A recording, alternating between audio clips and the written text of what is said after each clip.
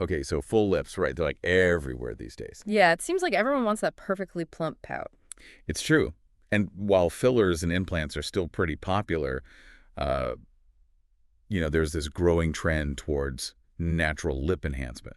Definitely. And that's what we're diving into today. Yeah. This guide is all about like DIY techniques and natural ingredients for like fuller lips. So if you're trying to like, enhance your lips without going under the needle or anything, Right. this is for you. It's a really interesting shift, I think. I think people are starting to kind of question the long-term effects of those cosmetic procedures Yeah. and are looking for safer, more sustainable alternatives. Absolutely. And what's really cool about this guide is that it doesn't just like give you this list of ingredients and techniques or whatever. Yeah. It really like goes deep into the why, like the science behind how these things actually work, to make your lips look fuller. Right, and that's what gets so interesting. We all know that collagen and elastin play a role in lip shape and fullness. Right. But this guide explains the specific mechanisms at play. Like, for example, it talks about how cinnamon oil, which is like a really popular ingredient in natural lip plumpers, can activate these things called TRPA1 receptors. Ooh. And these receptors trigger vasodilation, which basically means they increase blood flow to the lips. So that's why they feel all tingly and look a bit swollen after you apply it, like a little lip workout. I've also heard that peppermint oil can have a similar effect. Exactly. Peppermint oil works in a similar way to cinnamon oil, increasing blood flow and giving the lips that temporary plumping effect. But it's really important to remember that both of these oils can be irritating to sensitive skin, so you always want to do like a patch test first. Definitely, always a good idea. The guide also mentions shea butter and hyaluronic acid as being key for hydration. Yeah. But aren't they both just moisturizers? Yeah. What's the difference between the two? That's where understanding the nuances of these ingredients really matters. Okay. So while both shea butter and hyaluronic acid are great for hydration, they work in different ways. So shea butter is occlusive, meaning it creates a barrier on the surface of your lips to help lock in moisture. Think of it like a protective seal. Hyaluronic acid, on the other hand, is a humectant. Humectant, that sounds fancy. It just means it attracts and holds water molecules from the air, drawing moisture to the lips and keeping them plump and hydrated. The guide actually recommends looking for a low molecular weight hyaluronic acid because those smaller molecules can penetrate the skin more effectively. So it's not just about any hyaluronic acid, it's about getting the right kind. Okay, now I'm really intrigued. What else did you find fascinating in the guide? Well, there's a whole section on exfoliation, which can make a huge difference in how your lips look and feel. Removing dead skin cells not only reveals the fresh, healthy skin underneath, but it also allows other products to penetrate better. So it's like prepping the canvas before you apply your masterpiece. I've heard of sugar scrubs being good for exfoliating lips. Does the guide mention anything about that? It does. It even includes a recipe for a brown sugar and honey scrub that's super easy to make at home. Brown sugar is a natural humectant, so it helps to draw moisture to the lips, while honey has antibacterial and healing properties. Ooh, that sounds delicious and effective. And speaking of things that are good for your lips, the guide also talks about collagen boosters like vitamin E and beeswax, right? Yes, vitamin E is a potent antioxidant that helps to protect the delicate skin on your lips from environmental damage, which can lead to collagen breakdown. Beeswax, on the other hand, acts as a barrier to lock in moisture and protect your lips from the elements. It's a common ingredient in natural lip balms for that reason. So we've got oils for like a temporary plumping effect, Yep. shea butter and hyaluronic acid for long-lasting hydration, Yes. and then vitamin E and beeswax for protection and nourishment. This is like a full-blown skincare routine, but just for our lips. Exactly. And the best part is that these are all natural ingredients. So you're not exposing your lips to any harsh chemicals or potential irritants. Plus, they're generally much more affordable than fillers or other procedures. Huge win. But I'm curious, it's not just about what we put on our lips, right? Right. The guide also talks about techniques we can use to enhance lip fullness, almost like exercises for your mouth. You're talking about lip exercises, Yeah. which, as strange as they might sound, can actually help to tone and strengthen the muscles around your mouth. Right. Just like any other muscle in your body, working these muscles can make them appear larger and more defined. Okay, so what kind of exercises are we talking about here? Is it like pucker up reps or something? I'm imagining some pretty funny facial expressions. Well, the guide mentions a couple of techniques, like the pouting technique and the smile resistance exercise. I think we'll save the demonstrations for another time. But basically, these exercises involve making specific movements with your mouth to target those lip muscles. I'm definitely going to have to look those up later. I'm all for a natural lip workout. But speaking of natural techniques, the guide also mentions gua sha and jade rolling. Yeah. I know those are popular for the face, but I had no idea you could use them on your lips too. It might sound surprising, but it makes sense when you think about it. Gua sha and jade rolling are both designed to improve circulation and stimulate blood flow. And as we've learned, increased blood flow can lead to a temporary plumping effect on the lips. So it's like a mini massage for your lips. Yeah. I'm starting to see a pattern here. It seems like a lot of these techniques are all about boosting blood flow. You're catching on. Increased blood flow brings more oxygen and nutrients to the lips, Yeah. which can help to improve their overall health and appearance. And the guide even mentions ice therapy as another way to achieve that plumping effect. Like ice therapy, like putting ice cubes on your lips. Not exactly. It's more about using cold therapy to tighten the skin and reduce any puffiness. Cold temperatures can constrict blood vessels, which can temporarily make the lips appear smoother and more defined. It's like an instant lip lift. I'm starting to think this guide has a solution for everything. Yeah. What else did it cover? Well, it wouldn't be a holistic approach to lip enhancement without talking about lifestyle factors, right? Right. Staying hydrated is crucial, not just for overall health, Yeah. but also for plump, supple lips. Dehydration can make them look dry, cracked, and even thinner. Water is life, as they say. And speaking of life, I'm curious about the connection between diet and lip fullness. Right. Does what we eat actually impact how our lips look? It absolutely can. Consuming foods rich in collagen-boosting nutrients like berries, nuts, and fish can support skin elasticity and lip health from the inside out.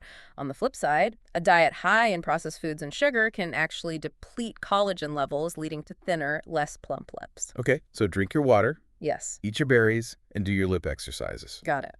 What about things we should avoid? Are there any common lip care mistakes that we might be making without even realizing it? Definitely. One big one is excessive lip licking, Oh, yeah. which might feel temporarily hydrating. Yeah. But it's actually doing more harm than good. Right. Saliva evaporates quickly, leaving your lips even drier than before. And those digestive enzymes in saliva can actually irritate the delicate skin on your lips. Oh, wow. I never even thought about that.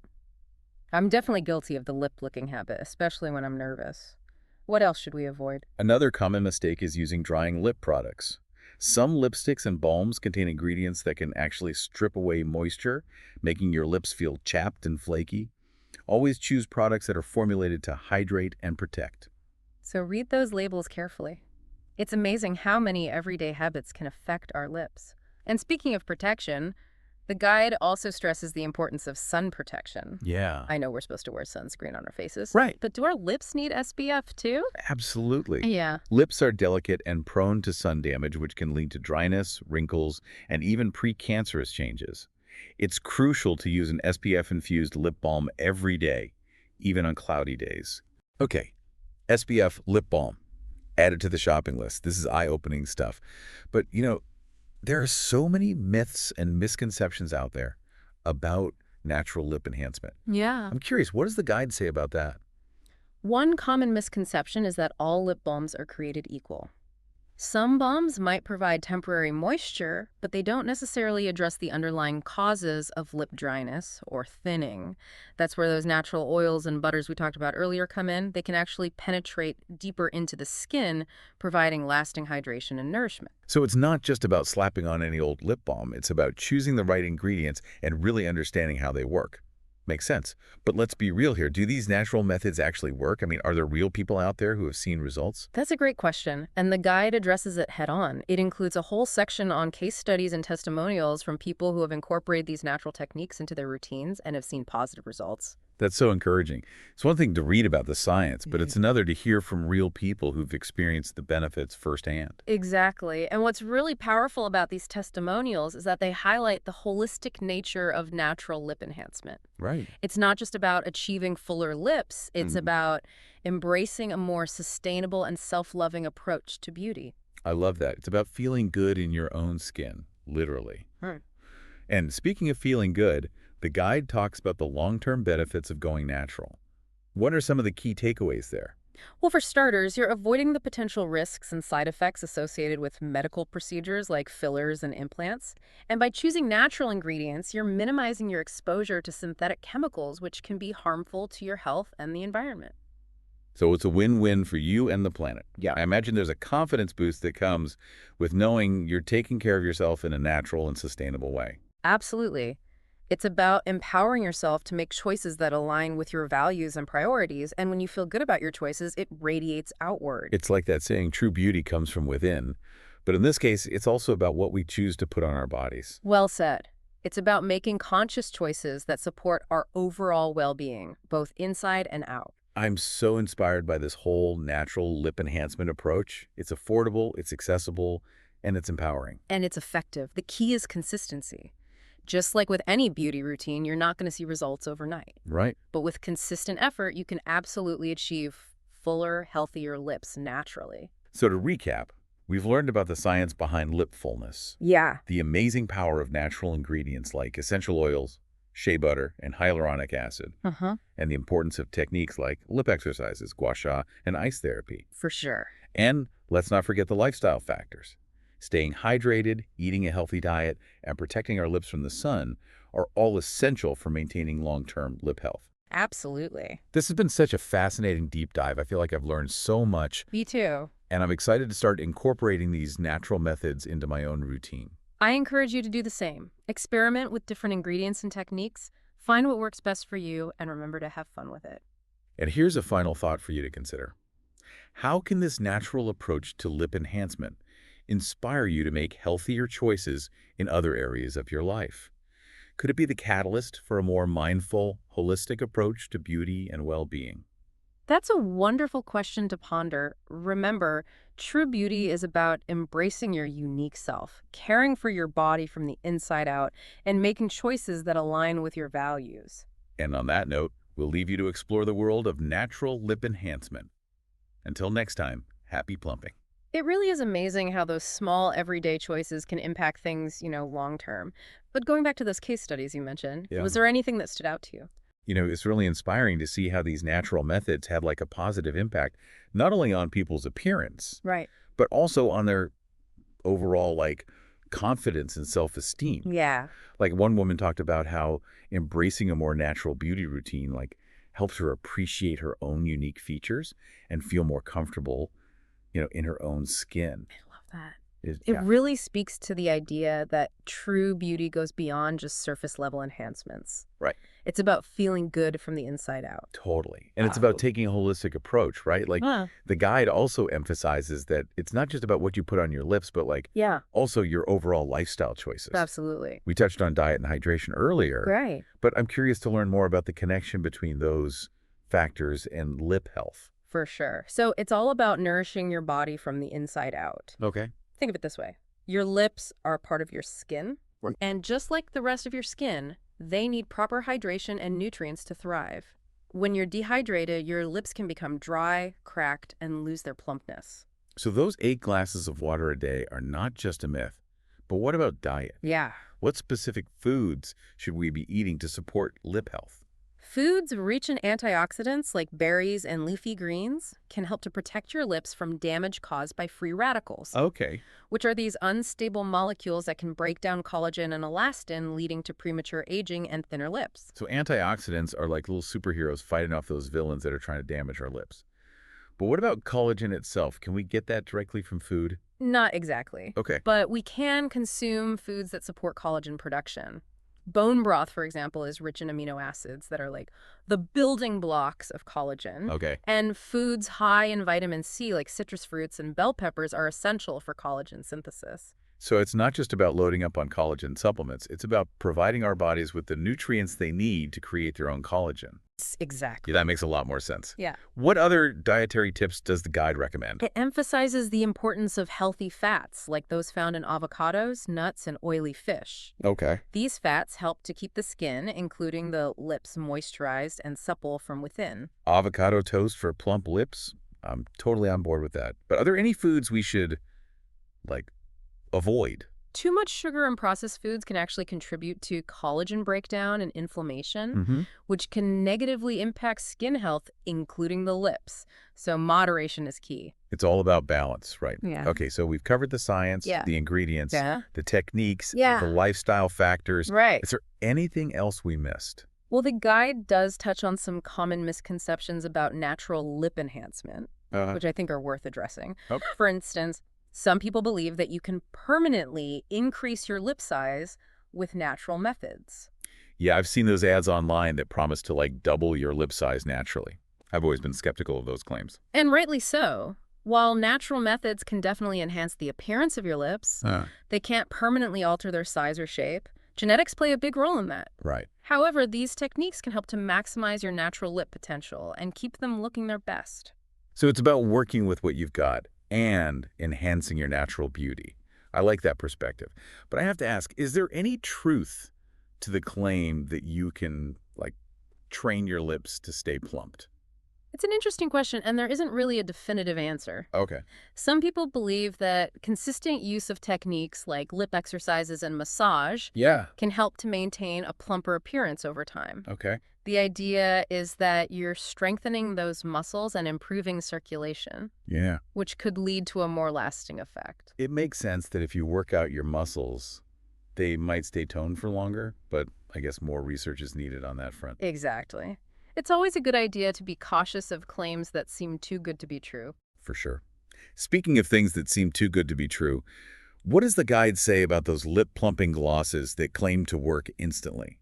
Oh, yeah. I've tried a few of them, and they definitely create that tingling sensation. Right. But the effect seems to wear off pretty quickly. Those glosses usually contain ingredients like menthol or capsicum, Okay. which irritate the lips and cause them to swell slightly. Oh, It's basically a temporary inflammatory response. so it's not really plumping in the true sense of the word. Right. It's just causing a bit of irritation and swelling. Right. And those ingredients can actually be quite drying over time, so it's not the best long-term solution. Yeah, for sure. Yeah, I'm starting to realize that there's a lot more to natural lip enhancement than meets the eye. definitely. It's not just about quick fixes. Yeah. It's about understanding the science, making informed choices, and being patient with the process. Exactly. It's about taking a holistic approach that considers both the internal and external factors that influence lip health and appearance. This deep dive has been so insightful. Yeah, me too. I feel like I've gained a whole new appreciation for the power of natural methods and the importance of embracing my own unique features. I'm glad to hear that. It's truly empowering to understand how our bodies work Yeah. and to have the knowledge to make choices that support our well-being. And that's what makes this guide so valuable. Yeah, It's not just about beauty tips. right. It's about education and empowerment. Absolutely. And I think that's a great segue into the bigger picture. You know, this whole conversation has really got me thinking about the bigger picture. Yeah. It's not just about fuller lips, is it? It's about, like, a shift in mindset, Right. embracing natural beauty, Yeah. making conscious choices, and feeling confident, in our own skin. You hit the nail on the head. It's about recognizing that true beauty comes from within Right. and that, enhancing our natural features is just one small part of the equation. And what I love about this guide is that it empowers you to, Yeah. take control of your own beauty journey. Yeah. You're not relying on these, expensive procedures or potentially harmful products. Right. You're using natural ingredients and techniques to enhance what you already have. It's about working with your body, not against it. Yeah. And I think that's a powerful message, especially in a world where we're constantly bombarded with images of, unrealistic beauty standards. It's so easy to get caught up in those trends and feel like we need to change ourselves to fit in. Yeah. But this guide reminds us that true beauty is about individuality and self-acceptance. And it's about recognizing that beauty is not a destination. It's a journey. Mm. It's about taking care of ourselves both physically and mentally and embracing those unique features that make us who we are. I think that's a really important message to leave our listeners with. Yeah. It's not just about plumping your lips. Right. It's about plumping your self-esteem. I love that. And I think this natural approach to lip enhancement can be like a gateway Yeah, to a more mindful and holistic approach to beauty and well-being in general. totally. Hmm. If we can learn to appreciate our natural lips and enhance them in a way that feels authentic to us, Right. imagine what else we can achieve. It's about taking that same sense of self-love and applying it to all areas of our lives. This has been such an eye-opening and inspiring deep dive. It has. I feel like I've not only learned some amazing tips for enhancing my lips, Right. but also gained a whole new perspective on beauty and self-care. It's been a pleasure exploring this topic with you, and I hope our listeners feel empowered to embrace their natural beauty and embark on their own journeys of self-discovery. So to wrap things up, here's a final thought for you to consider. What small changes can you make today Hmm. to embrace your natural beauty and enhance your well-being? Remember, true beauty is about radiating confidence, kindness, and authenticity. So go out there and shine. And until next time, happy plumping.